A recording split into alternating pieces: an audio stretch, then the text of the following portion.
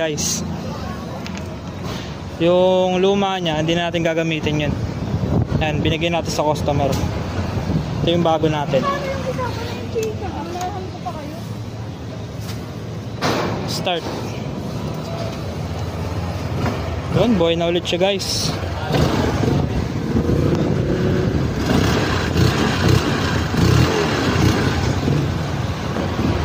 Grabe, tagal ko pinuntahan, saglit lang ginawa.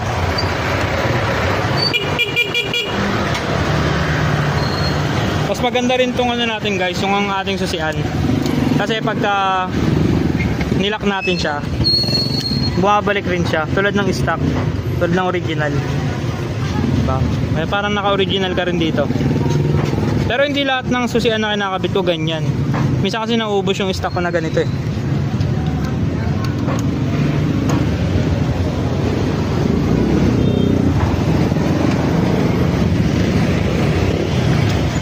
Okay guys, balikin na natin lahat ng kaha para matapos na tayo kasi baka umulan pa.